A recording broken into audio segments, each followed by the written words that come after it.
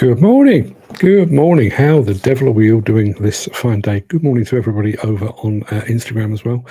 Thank you very much. Thank you very much indeed for joining me. Sorry, throat's a bit sore. Too many shows all back to back. I'm going to say good morning over here on the main bit of the show. Dan Cullen. Good morning, Dan. Thank you very much indeed for being here. Thanks for your message last night as well.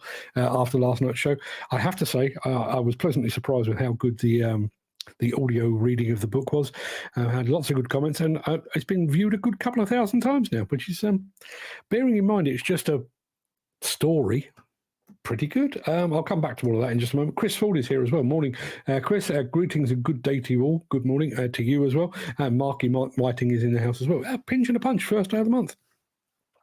Can you believe it's November already? I'm not going to get into how many sleeps we've got until Christmas because, frankly, anybody that does that does deserve a slap. But it's getting close, and our friend Mick is here. Morning, all double day. Might be for you, Mick, but as soon as this show is over and done with, I need to get myself ready to go and have my eyes tested. Diabetic screening today. Fingers crossed for a good outcome on that. Just a very quick update. Obviously, last night we did the book. We did Gravedigger. At your suggestion, I'm leaving the video version of that up on YouTube, and it will carry on doing its thing. I will probably take the book down temporarily because, frankly, who wants to read a Halloween story over the Christmas period? Probably not. But we do have several more things coming. I've actually uploaded the next one, Echoes of Dust, about a guy that's been rendered unemployed within the demolition and construction industry. That will be live probably over the weekend, I would imagine. So that will be ready to go. And then beginning in December, I will be launching Sight for Sore Eyes Volume 3. So, I've basically, just to fill you in, I've taken the very best of my writing over the past 18 months, 2 years, taken the very, very best, condensed it all into one big anthology so you can read that at your leisure. Jim Turner has just joined us. Morning, Jim. Thank you very much indeed for being here, and thanks for being there last night as well. Enjoyed your company. And Dan Cullen was a great show last night. Yeah, who knew? Who knew you could hold an audience for half an hour with just a story? Having said that, I grew up watching Jack and Nori, so, I probably should be used to that kind of thing. But, yeah, I didn't have the benefit of having Bernard Cribbins reading the story.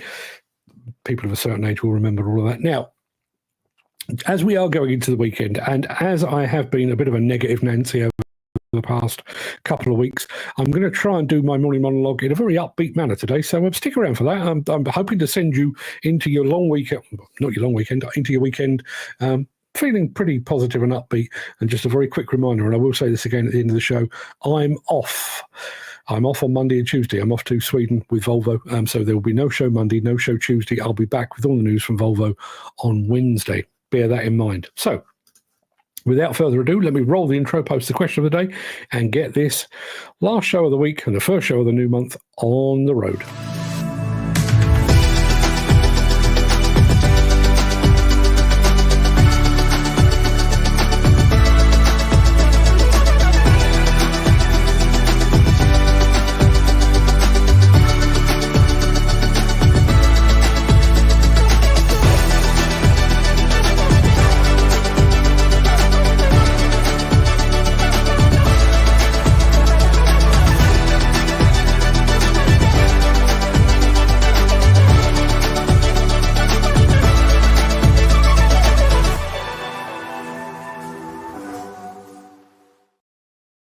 Jim Turner says, love. Oh, no, that's the wrong one. Jim Turner says, loved Cribbins. He liked Holes in the Ground too. He did.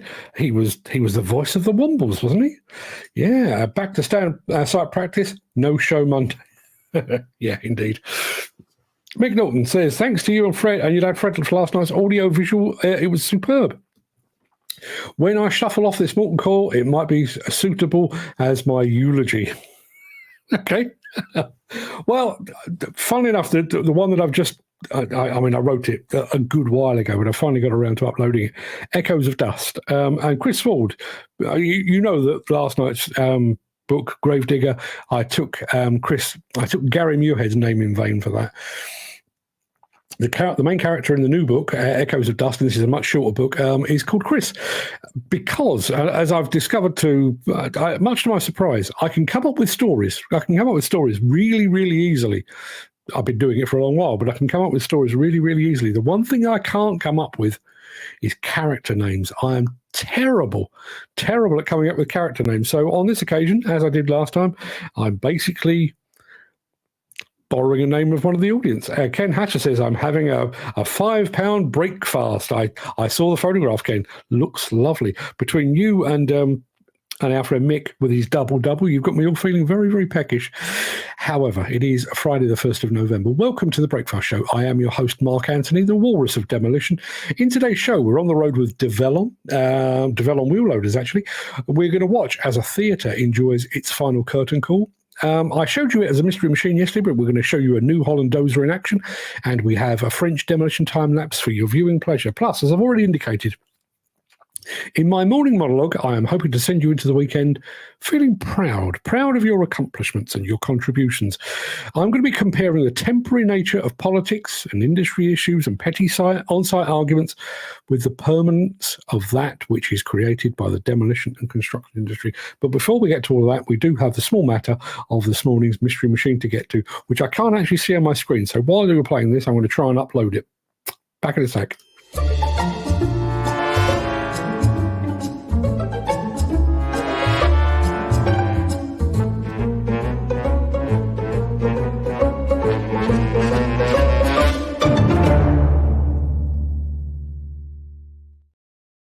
Yeah, it is the start of a new month. Dan Cullen, if I get the time today, I will be boxing up your model and getting that in the post. Please forgive me if I don't get the time, because, as I say, I've got a hospital appointment today as well. So I'll get it to you just as soon as I can. But you won last month. That was cut and dried. So we are starting a brand new league table this month. 0 points on the board for everybody. And here is the machine I'd like you to identify. Yeah, and as Chris Ford has just said, gloves off today, Dan. Let's see how long that lasts, shall we? Yeah, gloves off today. That is the machine I'd like you to identify. As always, we all know the score by now. I would like a make and a model, if you would be so kind. Please let us know what you think about all of that in the chat. And I'll just remind you very quickly of our question of the day.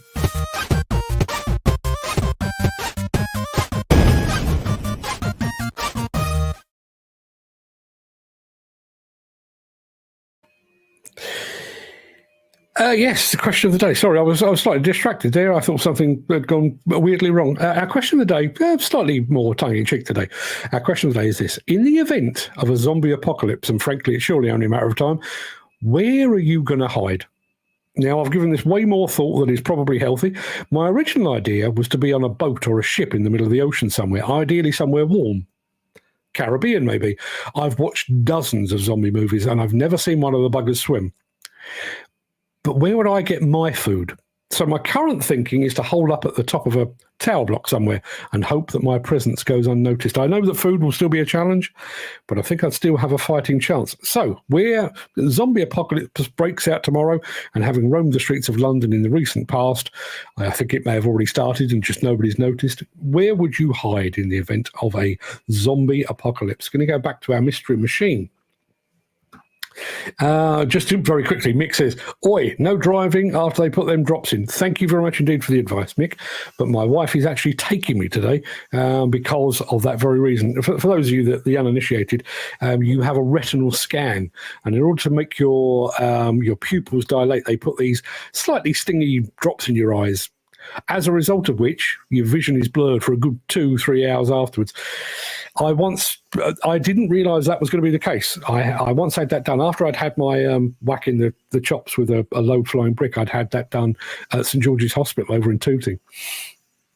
And they didn't tell me they were going to do it, and I had no foresight about it. So I had the eye drops, and I basically had to sit in the car park for 3 hours, twiddling my thumbs until I could see clearly enough to drive. So I'm not going to be falling for that again. Mystery machine, I did say we're going to get back to that. Volvo EC300, says Dan Cullen. He also reckons it could be a Volvo EC380E, both of which are good answers, both of which are close-ish, but neither is correct. In answer to our question, in the event of a zombie apocalypse, where are you going to hide? Mick has just said, in the pub with the hound. Yes, bit like Shaun of the Dead. go to the Winchester, have a pint, wait for it all to blow over. Not a bad plan at all. Let me show you a bit more of the mystery machine. There you are. Oh, look, it has a bucket too, as if you hadn't already figured that out. Game over. Game over. Dan Cullen has finished up precisely where he left off last month. He reckons it's a Volvo EC80, and he's dead right. There you are. Volvo EC80. Dan Cullen, I don't know how you do it. It's probably best I don't know how you do it, because there's almost a suggestion that he's cheating somehow. I don't know how he would cheat. I'm fairly sure he hasn't got my office bugged. But 2 frames, a boom joint and a bucket, and he's identified it correctly. Fair play to you. Chris Ford had said the EC950, way too big, but a good guess nonetheless. Where are you hiding in the event of a zombie apocalypse? Mick Norton says, Milton Keynes, as nobody goes there. Yes, hide among the concrete cows. KGN Demolition just joined us over on Instagram. Good morning to you, fine folks. Thank you for being here. Dr. Yvonne Waterman says, good morning, Mark. I'm off to Stockholm and Oslo next week, talking about asbestos in the context of the new European Asbestos at Work Directive, and also what is relevant about it for non-EU countries. Working hard on the European Asbestos Forum Conference too. It's going to be fabulous. As for zombies, I would hope to be in a big armoury together with the military, which would have lots of preparations in place, one would hope. Wishing you and everyone a nice weekend. Thank you very much indeed. I may have screwed up here. Bear with me 1 second. I'll come back to all that. But Yvonne, I don't know if our paths will actually cross, because I'm going to be up. Well, I'm in Eskilstuna. I'm in Sweden. But listen, if you see me at the airport, wave and I'll wave back. How about that? Dan Cullen says certain parts of the machine stick out, and on some brands they do. But Mick has pointed out that our machine might actually be an EC60E. Now, have I written it down wrong? Let me have a look. He's right, He is right, Dan, you still won, because I'm a fool, basically. So you've got your 3 points, even though maybe you shouldn't have done. Frankly, the way he runs away with these competitions is not going to be a blind bit of difference in the long run, but there we are. Jim Turner says, question today. Super tanker or any large boat, enough deck space to grow all your own food, build greenhouse, house animals, compost the shite and turn into soil, grow more food and trees. Just turn it into a floating, self-sufficient village. See, I hadn't thought of that. As I say, I've never seen a zombie in a movie swim.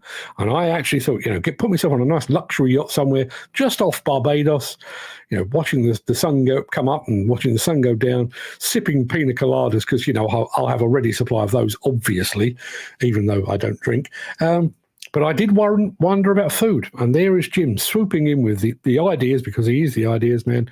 Turn it up, the whole thing into a self-sufficient village. Well said. Chris Ford, well, he did say he was getting his eyes tested. Yes, I can get my eyes tested. What I do need to do is to get my brain tested. There you are. Question of the day, Dan Cullen, is in the event of a zombie apocalypse, where would you hide? That is the question. Mick Saunders, or Mick says, do I get a point? Yeah, go on then. I don't think it'll matter in the long run, but you can have a point. What the hell? And Mick says, Jim, that would be okay. Be worried about the heat off the compost heat. See, the very fact that I've given this thought in the past, I did wonder about my own mental health, but you guys are equally guilty. You're getting far too serious for it. It's just a question, people. But where would you hide in the event of a zombie apocalypse? I want to hide behind Jim, because he's clearly thought this through, and he's a big lad. So I'm hiding behind Jim. I've changed my mind. I'm not going for a tower block. I'm hiding behind Jim. We'll be back in just a moment with a smidgen of Develon.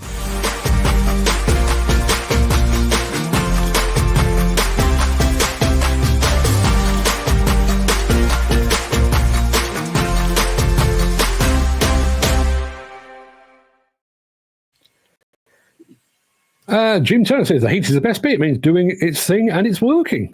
Dan Cullen says you missed my comment. I missed your comment.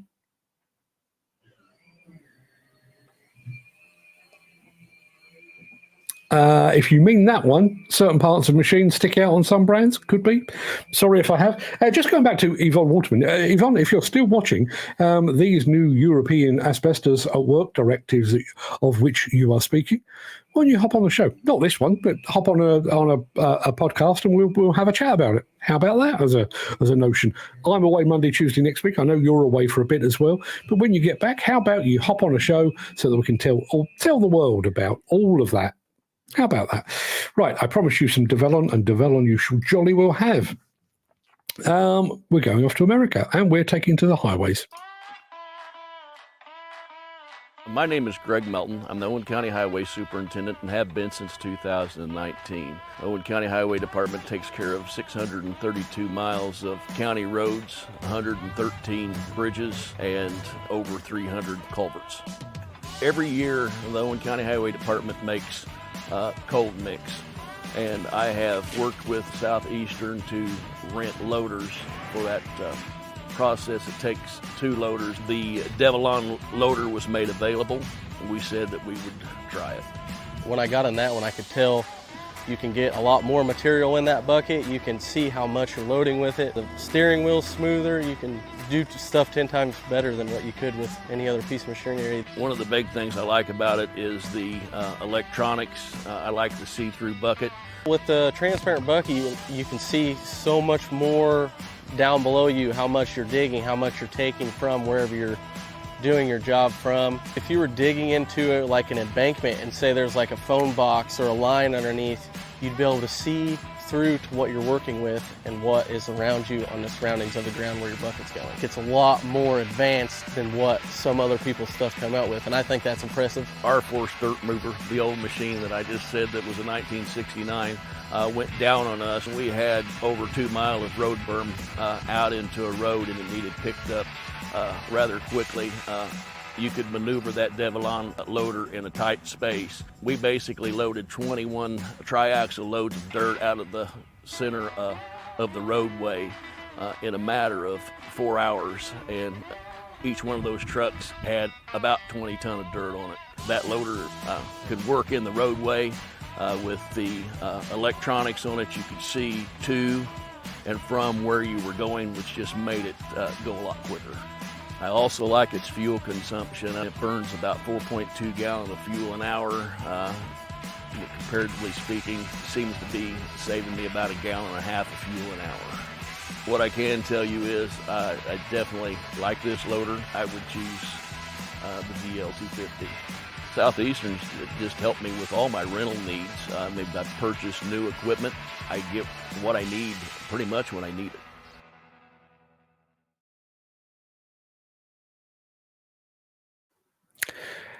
I thought that was really fascinating. For those of you that have been watching this show and our other shows for any length of time, you might remember that transparent bucket thing was shown as an innovation or a pilot scheme or something like that, and maybe 2 or 3 years ago. And at the time, obviously very impressive technology. But at the time, it seemed like one of those things. Oh, we could do this at some point in the future. A couple of years later, Develon, I've got it out in the field doing its thing. Fantastic. Mick Norton says, Develon looking impressive. Yeah. Remind me, who was Develon before? They were Doosan. And Daewoo before that. Dan Kahn says, a shovel operator on job was on, says Develon has more power than a Volvo. Dan also says they're a great piece of kit. Yeah, Mick says, don't worry, not to worry, I call it the Hyundai name. Well, Hyundai or Hyundai. Hyundai bought Doosan, and then Hyundai went that way. They're still linked, but they went that way, and Doosan became Develon, and they went that way. So that's the absolute truth of it. Going back to zombies and compost heaps. Bizarrely. Mick says, often walk past the stable clean-out bin on the mud chute. Steam smell and the hound makes a beeline to it. Not to mention they've had a couple of piles of compost catch light. Yes, it can do that. And Jim Turner, who I'm hiding behind in the event of a zombie apocalypse, says, funny you say that, Mark. The Mrs. Sarah Jane Turner, who loves zombie programs, always says I'd do well in a zombie situation. Yeah, you need somebody, ideally big, pretty tough, but practical. practical. I mean, in the event of a zombie apocalypse, to be perfectly honest with you, I would be of no use. As soon as the internet went down, basically you may as well just put a shotgun in my mouth and pull the trigger, because frankly, I'd be no use to man nor beast after that. But yeah, there you are. Thank you very much indeed for your input on all of that. We'll be back in just a moment with New Holland. If you are enjoying this episode, please consider supporting the show. You can leave us a tip at buymeacoffee.com/demolition news.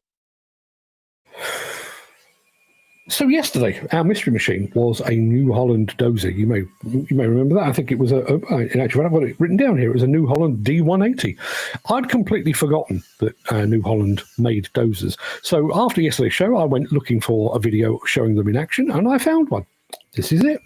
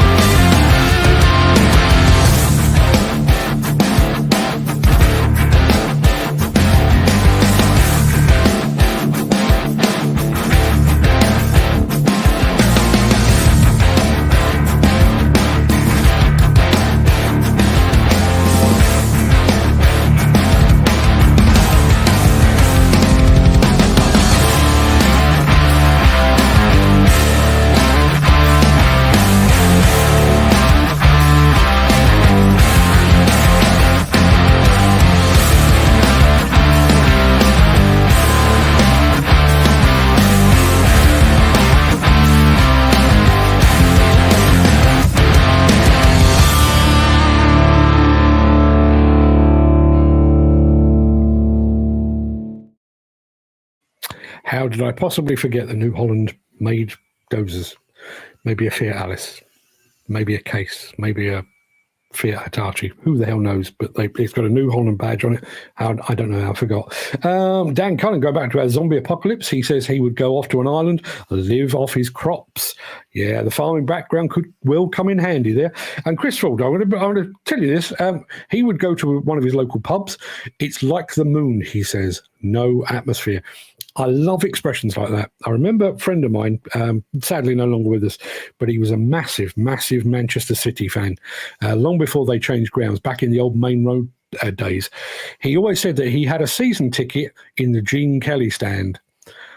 And I remember sort of frowning quizzically and saying, the Gene Kelly stand? Why is it called the Gene Kelly stand? He said, because we're singing in the rain. Yes, local pub, like the moon, no atmosphere. Well done, Chris. Thank you for that. We are going to see the final curtain call of a theatre in just a moment.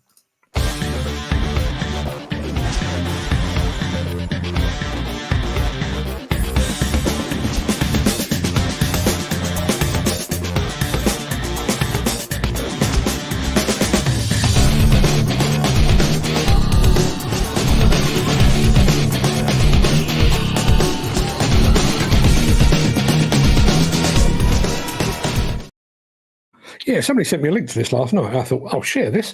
It's the demolition of a theatre, the Alban Theatre, actually. Take a look.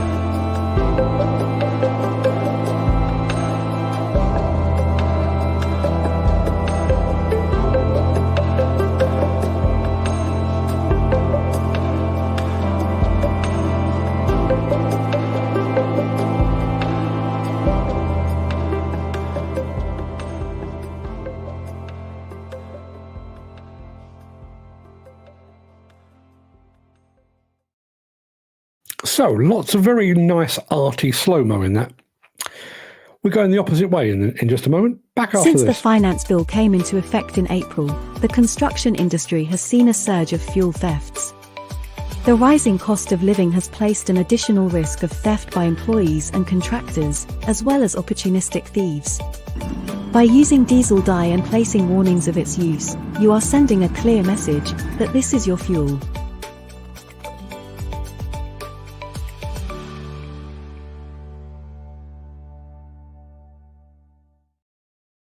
I'll get to the high-speed demolition in just a moment, but our friend Mick says, hate pulling walls in like that. They have a habit of kicking the bottom out.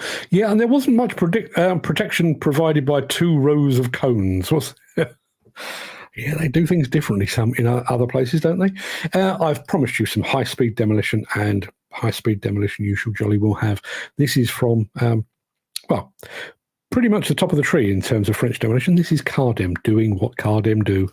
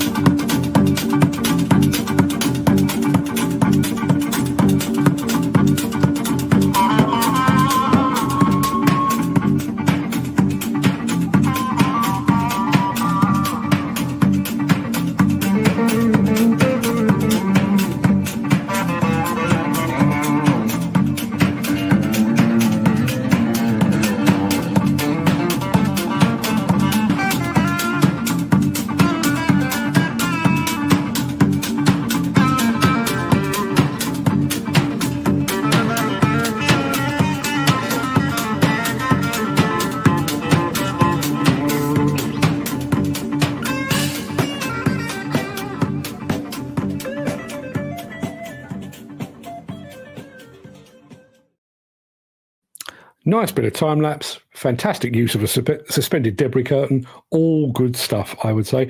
Going back to our question of the day, which is, where would you hide in the event of a zombie apocalypse? Ken Hatcher is offering, hiding in my garden shed. You're staying at home, would you not want to be in your house?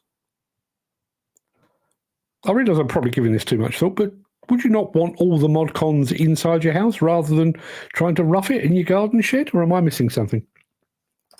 Jim Turner, nice steady number for the crane driver. Yes. Hoist the curtain up. Go to sleep for 8 hours. Not a bad gig at all. Totally agree with you. That is pretty much it for the main part of this morning's show. But please don't forget, no show Monday, no show Tuesday, because I will be in Sweden with those very, very fine folks at Volvo Construction Equipment. I am going to roll the outro in just a second before leaping gazelle-like into my morning monologue, which hopefully is a bit more upbeat than they have been of late. If you can't stick around for that, then please do stay safe. Look after yourself, your family, your friends, and your colleagues. Hope to see you again very, very soon. But if you do have the time and the inclination and you'd like to feel a little bit better about yourselves, stick around. I'll be back after this.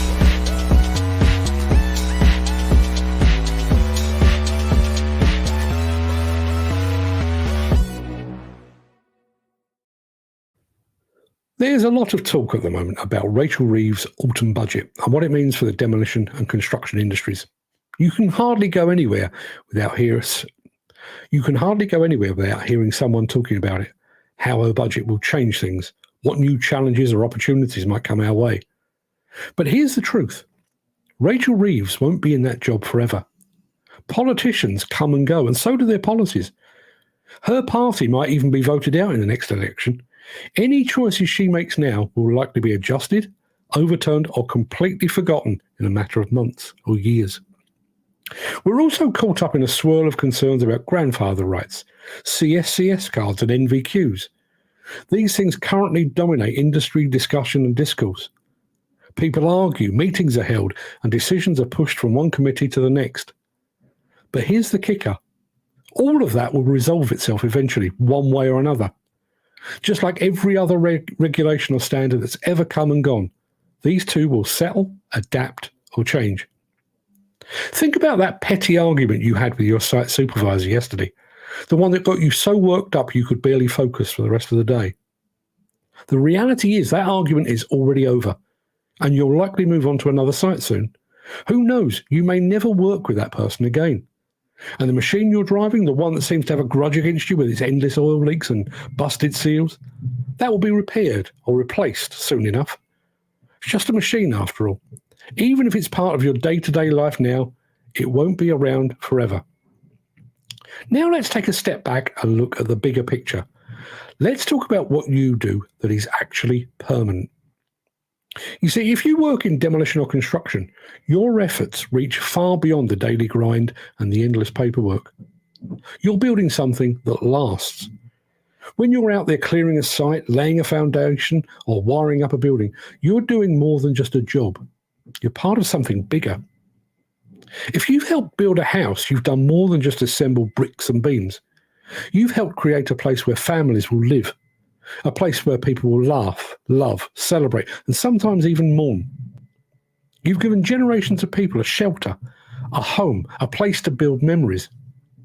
Long after the politicians have moved on and long after today's debates about regulations and standards have faded, that house will still be standing. It'll be a refuge for people who may never know your name, but they'll feel your impact every time they walk through their front door. If ever you've worked on a hospital, you've played a part in something extraordinary. Hospitals are places of healing, where lives are saved, where people receive care when they need it most. Think about it. Hundreds of thousands of patients will be treated, comforted, and sometimes even cured within those walls. And you made that possible. You might have just installed a door frame, laid the flooring, or cleared the site before work began, but you're part of that hospital. Your work will touch or possibly save the lives of people you'll never meet in ways you might never fully understand. Maybe you've worked on a road or a bridge. Day in, day out, people will cross that bridge or drive down that road to get to work, to visit loved ones, to explore new places. Goods will be transported across that infrastructure. Families, friends, and strangers will pass each other on that road, each heading somewhere meaningful. And it's because of your hard work that they'll get to where you need to go. I'll do that again. And it's because of your hard work that they will get where they need to go. The hours that you put in will keep people connected and keep the economy moving. That's a legacy that goes beyond any paycheck. So the next time you find yourself caught up in frustration over Rachel Reeves or the Construction Leadership Council or the board of the CSCS, take a moment to put things into perspective. These issues matter. Of course they do. They affect our daily lives, our work and our routines, but they're also temporary. Whatever they create or change now, it'll be consigned to history sooner or later. Policies will shift, new faces will take over, and the debates will just move on. But what you create, that's different. What you build will endure. Those houses, hospitals, schools, roads, bridges, they're not just constructions, they're legacies. They'll stand as a testament to the work of you and your colleagues, your construction brothers and sisters, for years to come. Those structures don't just benefit us now. They'll support, I'll do that bit again. Those structures don't just benefit us now. They'll support communities for a century or more. While politicians and policies fade away, your work doesn't. So when you feel weighed down by all the minor inconveniences, temporary frustrations of the day-to-day, remember this. What you're building is here to stay. Generations will live in it, be healed in it, travel across it. And that's something truly worth being proud of. And here endeth my sermon for Friday morning. Just thought we needed something a little bit more upbeat. I mean, I've been banging the drum over the past few years. I was going to say weeks, but it's been a lot longer than that. I really do think every once in a while it just pays to take a step back and think, do you know what? We are part of a bigger thing here. Going back to our last film, Chris Francis wondered what that crane was doing. It was holding up a rubber curtain, basically. And Mick says those rubber curtains come to a few bob, I can tell you. Yeah, when you think they generally started out as bits of old conveyor belt. I think that was the first iteration of them. And then people started to get a bit more clever with it. And yeah, very, very good indeed. Going to send an email to the question time team regarding the card system and see if I can get an answer on air from one of the political idiots on the panel. Good luck with that. Good luck with that. But yeah, it would be fantastic. Would be fantastic, to actually get some sort of focus on something that is affecting the lives potentially of millions of people. And regarding the impact of the loss, older experienced workers due to the grandfather rights. Yeah, indeed. Speaking of the loss of people, the new book, which is called Echoes of Dust. And I say it's a book. It's only about 16 pages long. Not a big work at all. But it is about somebody that finds themselves replaced, basically by autonomy. And it's a little more human than my usual sort of stuff. It's going to be on sale. I think it's going to be on sale for like £1.50. So if you fancy a bit of that, you can do that. But yeah, when you think about a house, I think a house is a good example. First house my wife and I bought, we bought it in 1987. And that house had been built in, I think, 1931. So it was already 50 years old. I don't know how many people lived in that by the time we moved in. 2, 3, possibly 4 generations. Not necessarily the same family. But the builders that put that house together in 1931, and I can tell you that house still stands today, and it's still serving as a very comfortable home for somebody or several somebodies. You think about the knock-on effect of that. And I don't think we'd spend. I'm not singling out Rachel Reeves, but Rachel Reeves, her time will come. She'll move on. They'll be voted out of power, or she'll get a better job or a different job, or she'll do something or say something ridiculous, and she'll be turfed out in some sort of cabinet reshuffle. And she'll be consigned to the pages of history. In 100 years' time, how many people will remember Rachel Reeves or her autumn budget? Probably very few. But there will be hundreds, possibly even thousands of people that may have lived, dined, met in a house. Think about that from a road perspective. Think about that. The number of people that will travel over that road. I remember back in the day when the M40 was being built.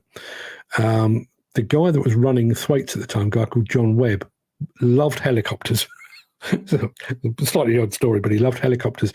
So whenever there was an excuse to go up to Thwaites, they had a new machine or a new widget on one of their machines. Part of the job was to go up there. You'd go and see the new machine, and then you'd get in a helicopter and take a flight along the path of the M40, which runs pretty close to where Thwaites is located. And I remember thinking, the M40, not really of much use to me. I use the M40 on a regular basis now.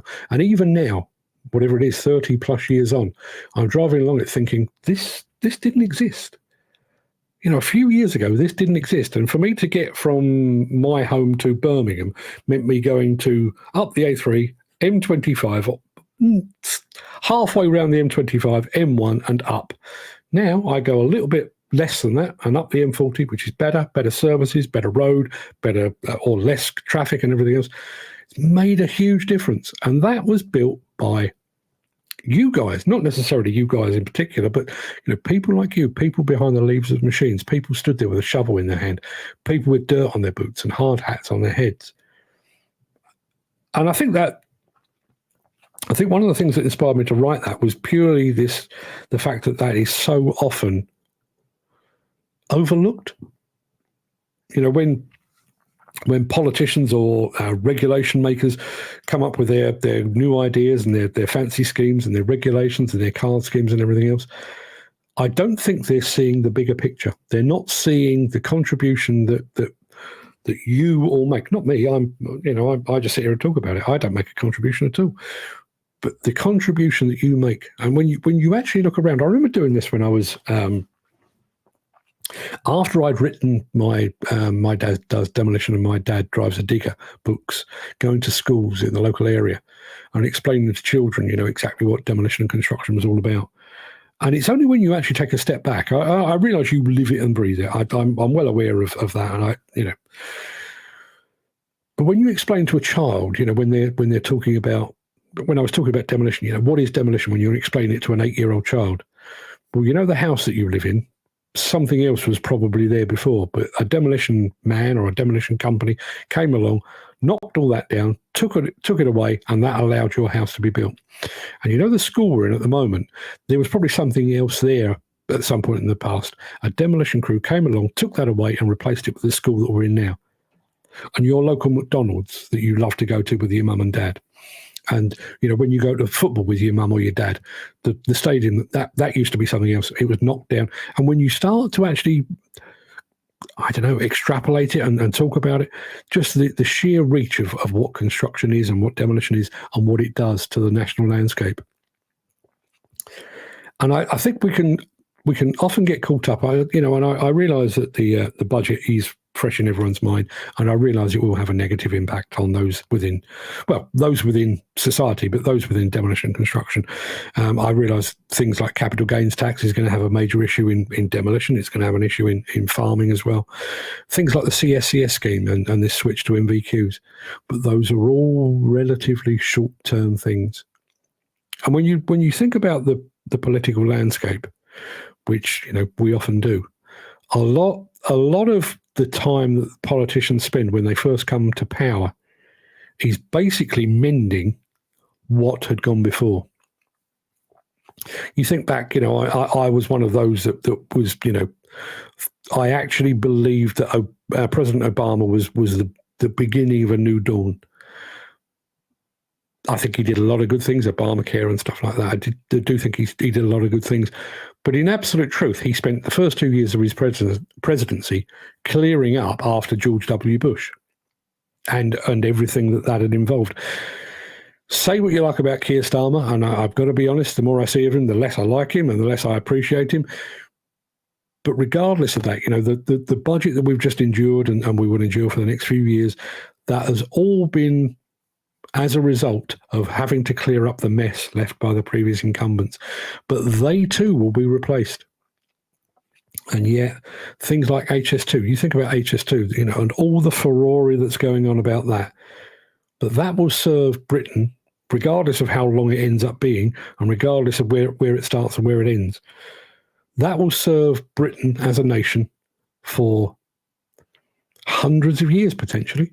You think about our railways now, and I know we lost some and what have you, but you think about our railways now. A lot of those railways or railway lines have been around for hundreds of years. In all likelihood, HS2 will be the same. The M40, exactly the same. Look at the M1. When was the M1 built? 50s, 60s? Here we are 70 odd years later, and it is still an absolute testament to the largely Irish navvy community that made that happen. Who designed the M1? Couldn't tell you. Who was the Prime Minister that gave the go-ahead for the M1? Couldn't tell you. But it's still there as a testament to the hard work and the dedication of the guys, probably just guys back in the day, that built it. Mick says, there's been a demolition of blocks at Canary Wharf. Is that because of the way they were constructed or just so they can rebuild higher? But they're also looking at converting some blocks to flats. If I'm honest, of the buildings 50 years old have outlived the design and construction. Yeah, I do think there was a bad period. I think asbestos is an indicator of that. I think if you go back to Victorian houses, possibly up till sort of the 1930s, when some of the big housing estates were built. I can think of a couple fairly close to me, thousands of homes. But they were built to a really, really good standard. We're not talking about prefabs here. We're talking about really good standard. And they will last 100 plus years. I do feel, however, there was a period, maybe the 1980s. I think there's a tendency to look back at the 60s and the 70s and say, they were ugly tower blocks and stuff like that. But they were built to last. Whereas 80s and 90s, I do get the impression some of it was not built for permanence. And I spent a lot of time in Docklands during the 80s or late 80s, early 90s, because I was on a construction magazine and I was forever going to topping out ceremonies or, the first sod being dug and that kind of thing. They had local dignitaries coming along and planting trees and all that old tosh. I spent a lot of time there. And even some of the greatest buildings, the one where the Telegraph is, I can't even remember the name of it. No, I can't remember. But when you looked at it, it was, this is so modern, this is so sexy, this is so fantastic. And yet, within a few years, it was like, is it really that good? And I think the ultimate proof of that one I remember going to see Squibs taking down the old Fortress Wapping. For those of you that aren't in my part of the business, which obviously you're not, the newspaper industry in the UK was traditionally based out of Fleet Street. And then along came Rupert Murdoch with the News of the World, the Times and the Sun, and he decided to move everything out of Fleet Street and down to Wapping, right by St Catherine's Dock on the Thames. And it was revolutionary because back in the day, you'd have the journalists in Fleet Street, and then what they'd written and produced would go to somewhere else to be typeset, and then that would go to somewhere else to be printed. The advent of Fortress Wapping basically put everything in the same place. So the newspaper was written, produced, and printed and distributed from Fortress Wapping. It was an absolute revolution for the industry. But literally 25 years after Fortress Wapping opened, and obviously, after the phone phone bugging scandal and various other bits and pieces, Fortress Wapping basically ceased to be. And everybody looked at it, and there was basically nothing could be done with it. It had been so built to suit its purpose that it couldn't be repurposed in any way, shape, or form. So they basically had to tear it down, and I think it's been replaced with a hotel or possibly housing. Absolutely short-sighted. Chris Ford says, the house I live in has only been occupied by 3 families since it was built in the 1800s. Wow. Wow. It's had bits added over the years. I've pulled better down. Still drive past the first site I worked on, a 4-bed house, £175,000. That went up very quickly to 24K. Oh, and hang on a minute, 17,500, not 175,000. I was looking at the dots in the wrong place. Yeah. But that's a remarkable thing, isn't it? Only 3 families since the 1800s. I find dates quite a hard thing to deal with. I can't remember the exact date, but I remember sitting in, is it St Mark's Square in Venice, having a cup of coffee that had cost me about 15 quid with my good lady wife. And at the end of it, there is a basilica or a cathedral kind of thing. And it was built in something like AD 87. Okay, it's been extended and added on. But AD 87, when my wife said, how old is that? Really struggled to do the maths. That's a couple of thousand years old, and there it is, still stood there. And when you think about that, you think about all the great landmarks. Did anyone in ancient Egypt, regardless of whether it was aliens that built it or not, did anyone in ancient Egypt, when they were burying their dead in these huge pyramids, did they think a couple of thousand years people will still be looking at that and going, well, how did they build that? I realise that's an extreme example. But when you think about, there's a bit of me. I'm going slightly off kilter here. When I moved out of London, I moved originally from Battersea and then moved out to a house in Sutton with my parents. I was like 9 years old at the time. Moved out, and I had my own bedroom, and very nice it was, nice and big, and looked out onto a park. Loved it, fantastic. But it had a built-in wardrobe, and I used to hang my clothes in one bit of it, and I had t-shirts and stuff up the top, and I used to throw my jeans up there when I couldn't be bothered to hang them up and stuff like that.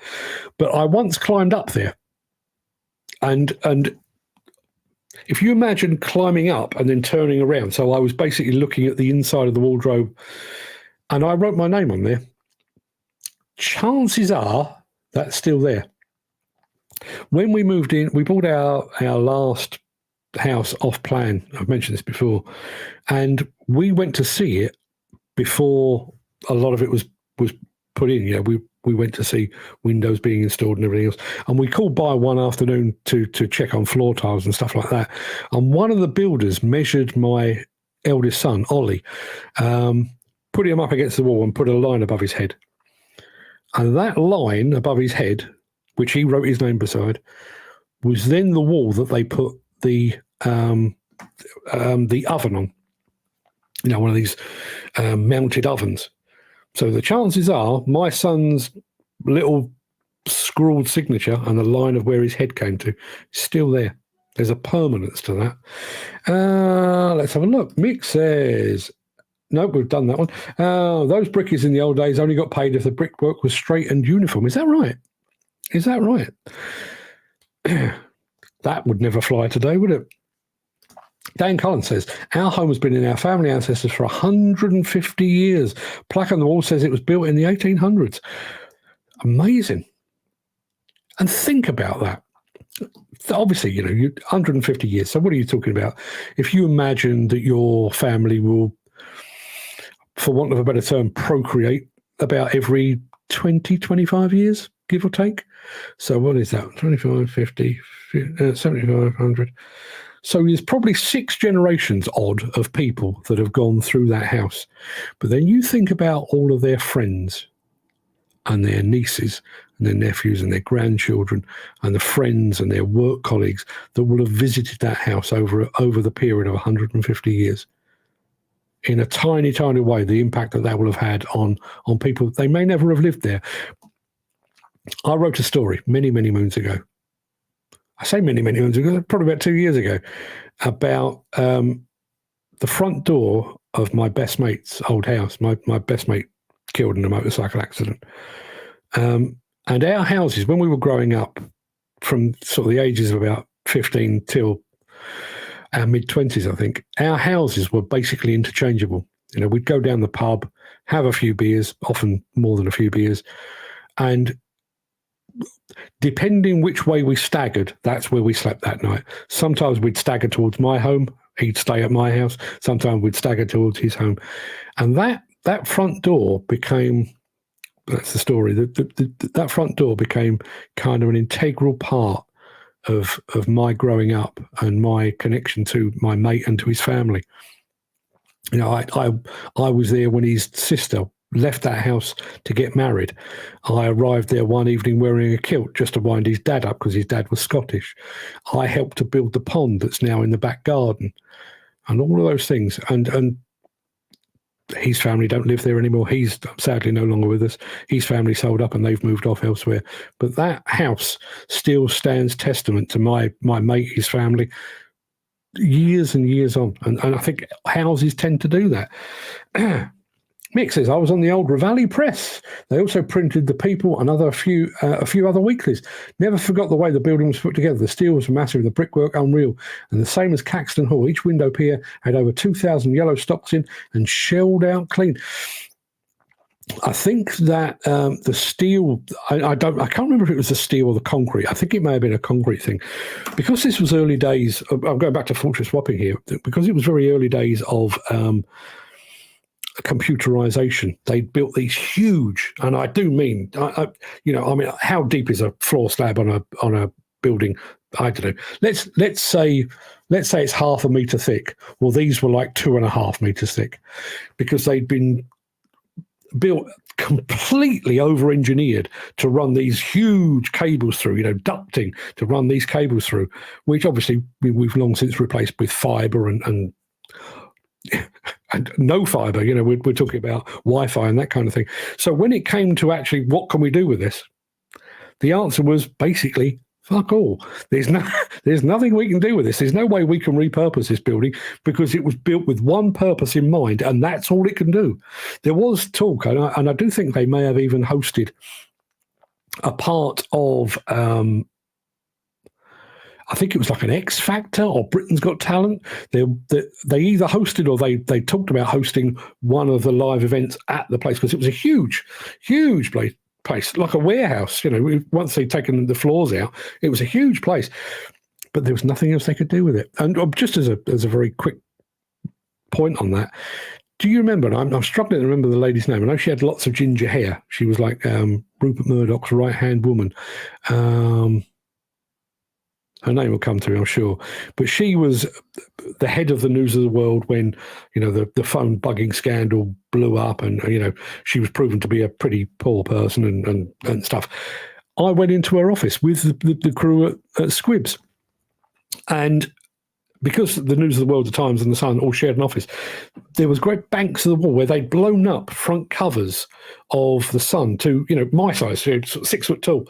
And it was things like, you remember the headline from the height of the Falkland conflict, Gotcha, where we'd sunk the General Belgrano.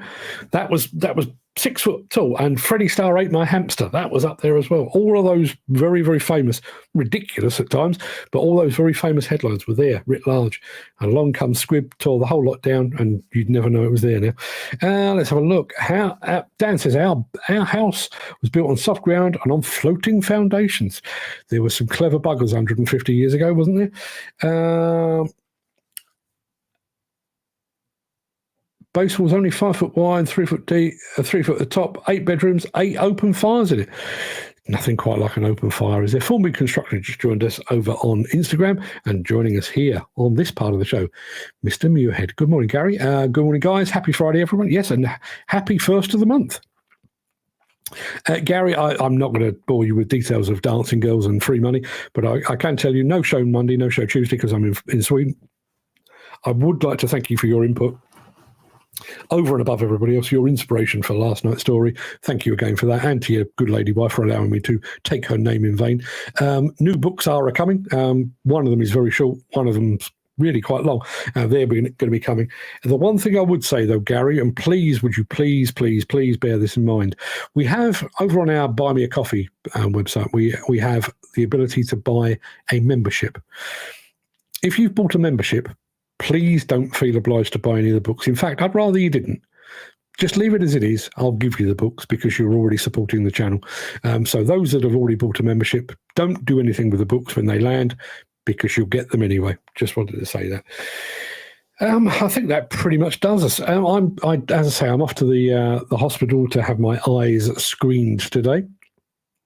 Get them to have a good poke around there, make sure that my eyesight isn't failing. If I take these off, it suggests otherwise, but I think my eyesight's absolutely fine. I do need an eye test, but that's a whole other story. So no show Monday, no show Tuesday. I will be back on Wednesday. Whether I'll be able to turn around a film from Volvo in that short space of time, I'm not entirely sure, but I will do my level best to do so. What have we got? Mixers. If truth be known, most of the stuff built now is crap, down to how fast and how cheap it can be erected. I've looked at some of the C&D paperwork. Good luck with some of the cranky ways they say it can be taken down.